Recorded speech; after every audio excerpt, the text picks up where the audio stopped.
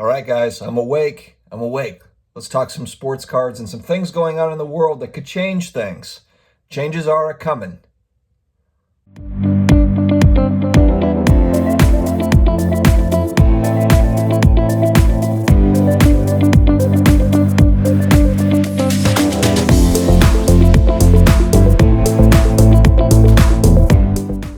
Hey, sports card collectors, investors, all of my collectibles friends, welcome back for another episode. I did just get up, so bear with me. This one might be a little sloppy. Let's just be honest. This is not going to be a, high production, clean cut video. It's just not. That's not the way that I roll. This is more of a blue collar operation here for sure.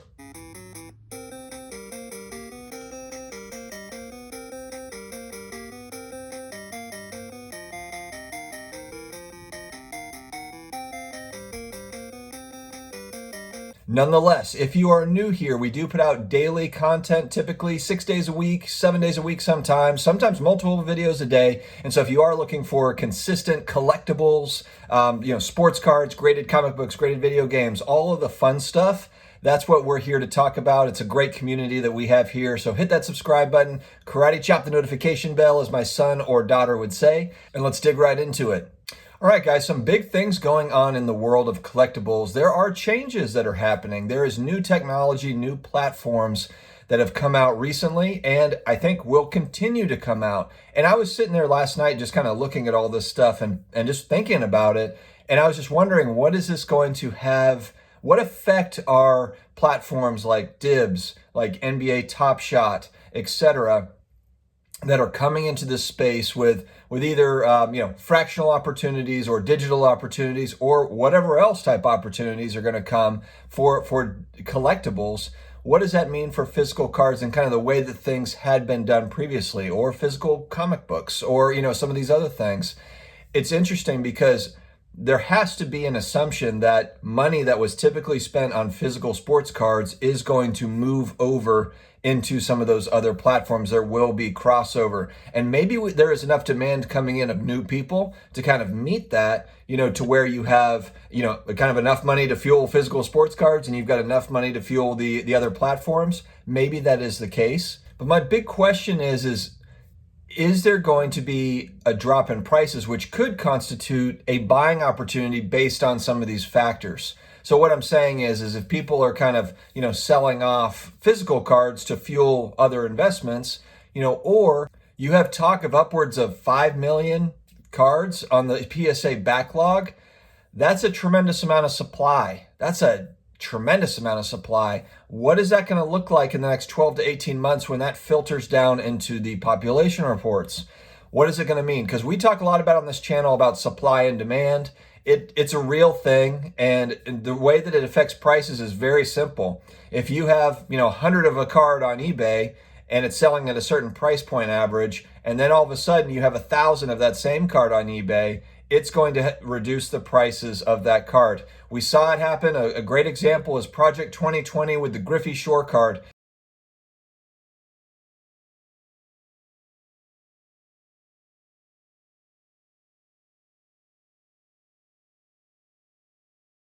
Right when they sold 99,000 of those Griffey Shores, there was way too much supply for the demand for that particular card, and so prices are even less, I think, than what the retail cost was for that. This was the big issue in the late 80s, early 90s to mid 90s with the junk wax era. It was too much supply.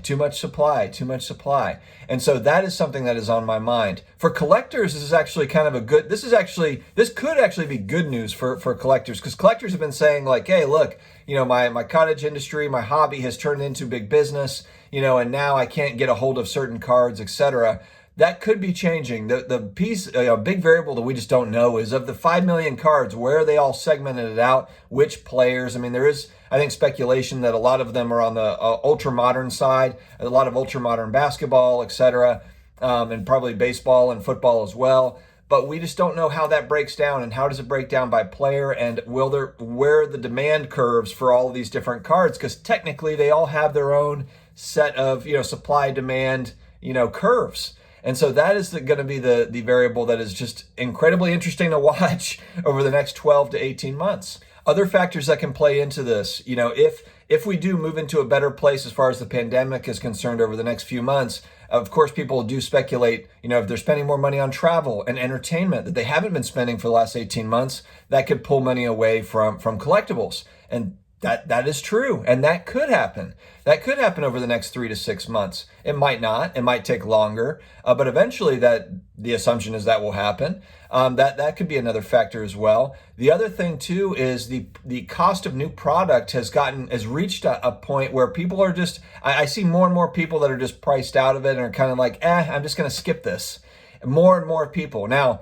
I'm sure that Panini and the other companies will adjust. If it's not selling for $1,000 a box, $2,000 a box, they probably have to bring that price down to some degree. They're not going to let it just sit there. And there's going to be certain products that sell. Prism basketball coming out is probably going to be one of them. But there's going to be a lot of other products down the line where that'll be a really big thing to watch. Outside of those core products, Prism basketball as an example, Select football maybe. Those other products coming down, do they drop in price? Do they come down outside of those big, hobby boxes at $500, $1,000, for brands that historically have never been at that price? That'll be interesting to watch as well. Another, huge kind of the elephant in the room, it's obviously not a secret anymore. Stimulus has been passed. $1.9 trillion has been passed of stimulus. I think it's the largest bill ever in the United States. We talk about how the government has just been continuing to print money, the effects that can have in the short term and the long term. And it's kind of one of these, we're in uncharted territory. Some would call this kind of a black swan event where you have, just hyperinflation. Everything is very inflated. And so I think that what can that mean for sports card investors, for collectors? It could mean that we kind of hit a point where we do get prices that come down. And again, I talk about this on the channel. I don't think that that's a bad thing, to where that does create a buying opportunity for certain cards. If you're bullish on this long term, if you're in it long term, I'm bullish on sports cards and collectibles over the long term. Not all of them, specific ones. But if you are bullish on it, if it's not just kind of, short term flip stuff, then that's not necessarily a bad thing. It's normal for any market. Obviously we don't want, I don't want prices to necessarily plunge to zero. I don't think that's going to happen. It's going to be a really interesting 2021 because, you've got the stimulus money coming, which is just money injected into the economy. Some people don't, this is blanket stimulus to where, there are people that did not lose their jobs that do not necessarily need this money. And that's going to go straight into consumer spending, or it's going to be invested in the stock market, or it's going to be invested into real estate, whatever that is. And so that in itself, that could give a short-term bump, to some of these prices. But once that kind of fades away, once the stimulus, assuming we don't have more stimulus coming, assuming that that's the case in the US, very curious to see what happens on the back half of 2021. Really kind of, especially, August to December of 2021 is going to be a really interesting time. And so what do you guys think? We're talking, this is all kind of the big picture. I like talking about a lot of the big picture stuff on my channel, not necessarily just, specific cards all the time. That stuff is fun too, but I also like to get into more deep conversation, with some of these things. So, and what effect do those platforms have on physical sports cards and the way that we've bought and sold? There are also, changes that have been made in the stimulus package to payment processors. And it looks to be, the eBays and the PayPals of the world are going to have to report on sales or earnings. Not a tax expert. Definitely read it yourself. Have your accountant look at it. But it looks like the reporting has to be done at $600 and above for eBay transactions. And I think it's online transactions. It'd be worth checking out. But the point is that if you're doing even small sales, if you're selling $2,000 a year, $5,000 a year of collectibles or sports cards, that is now going to be reported, whereas previously it wasn't reported. So make sure to keep tabs on that when doing your taxes, working with your tax advisor, etc. All right, guys, at the end of each video, I try to do kind of that positive message, the positive affirmation. While I do talk a lot on the channel about people being too hard on themselves, We also have to make sure that we are being accountable. And something that I'm seeing a lot of recently, whether it be, in the news or whether it be just in the world, is a victim kind of mentality, which I think that is just not a great thought process. It works against what we're trying to do. If you view yourself always as a victim, then you kind of are just spinning in circles. You're not able to really push forward. There's got to be a mindset of, I have to overcome this. And look, whether you are a victim of a certain circumstance or not, at the end of it, we have to push through and find a way through. However whatever that looks like and however that is, it's incredibly important to, there's not a bad thing of kind of just taking it in, and having some self-pity. But when self-pity takes over, it is really not great for your mental well-being. It's just not. And I think everyone's been through instances like that. I certainly have. You just go through something in life, you're down for a certain period, but it's incredibly important to bounce back. That's what we have to do. We have to be confident, stay confident, find confidence in some way, shape, or form, and push through kind of those walls and get through it, because we only get one shot here. This is it. We might only have today.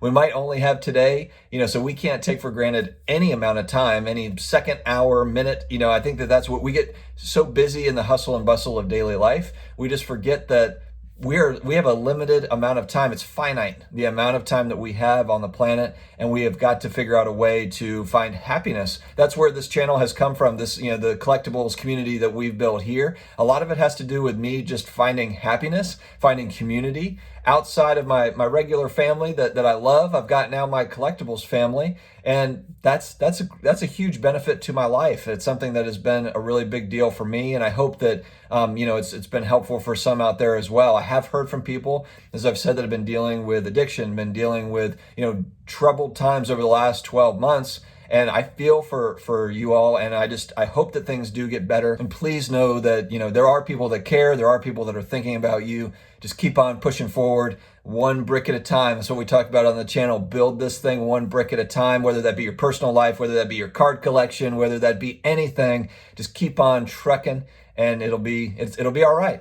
So guys, have an amazing day. It's Thursday. We're almost to Friday. We're one step closer. So have an awesome day, and we will talk to you again later. Take care, guys.